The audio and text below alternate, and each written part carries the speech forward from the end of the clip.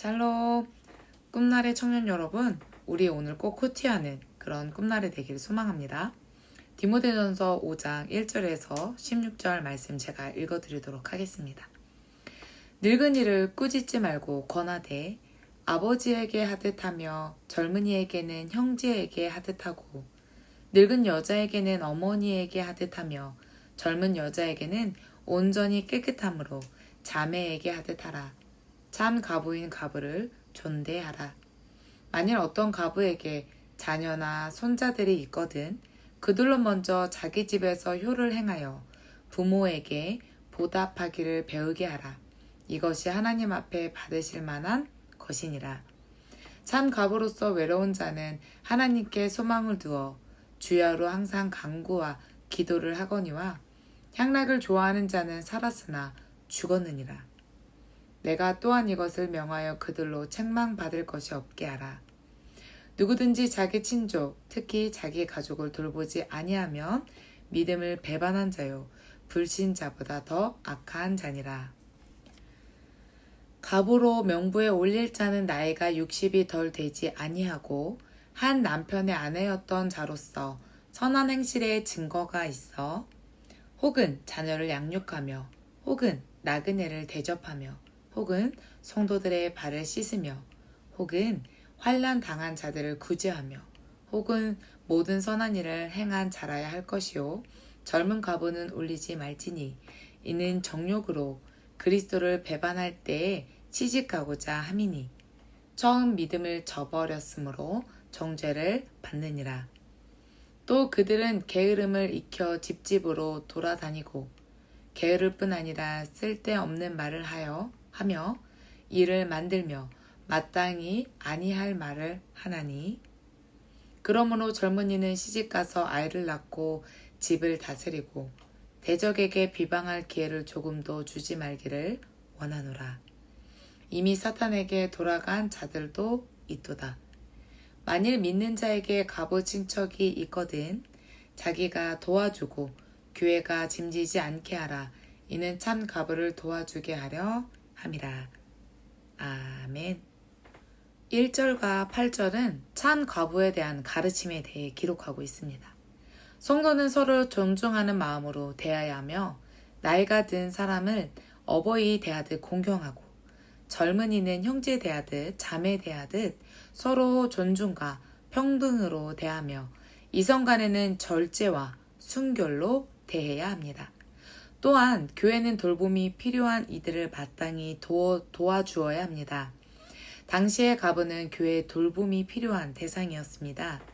참 가부로 인정해 교회가 물심양면으로 도우리는 가족이 없으며 하나님께만 소망을 두고 주야로 기도하는 신실한 여성입니다.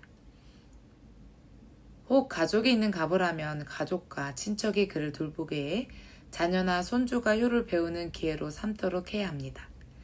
자기 가족을 돌보지 않으면 사랑의 계명을 저버린 것으로 그러한 사람은 믿음을 배반한 자요 불신자보다 더 악한 자입니다.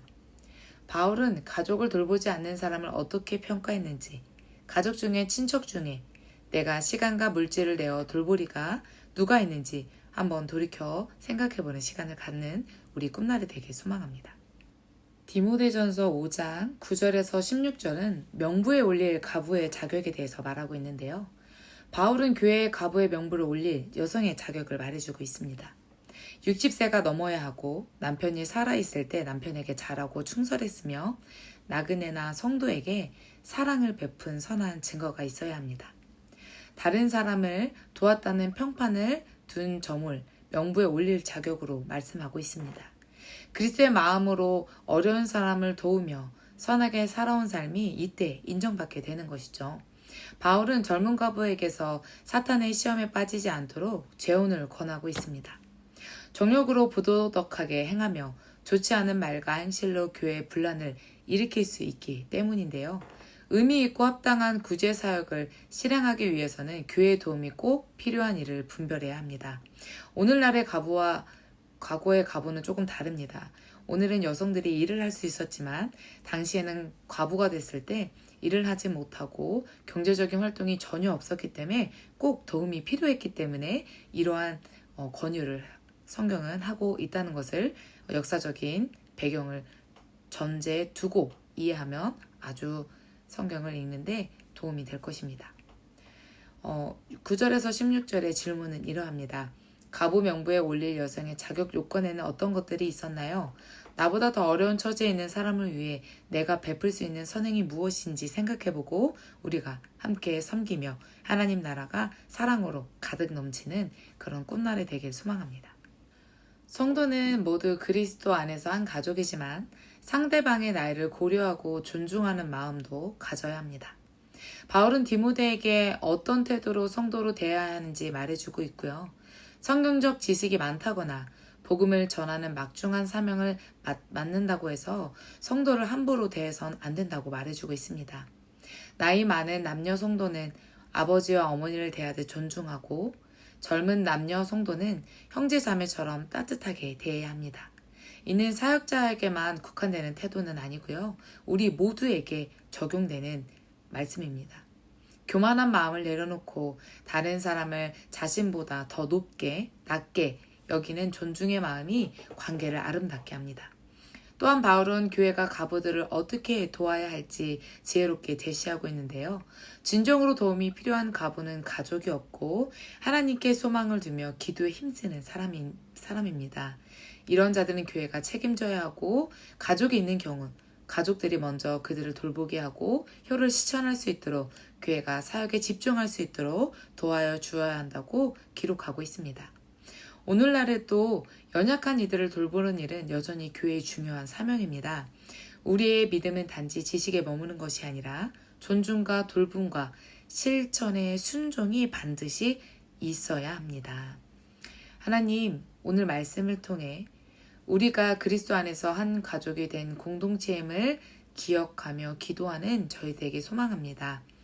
서로를 대할 때 교만을 버리고 나이와 처지를 따라 마땅한 존중과 사랑으로 섬기는 우리 꿈날에 되게 하옵소서.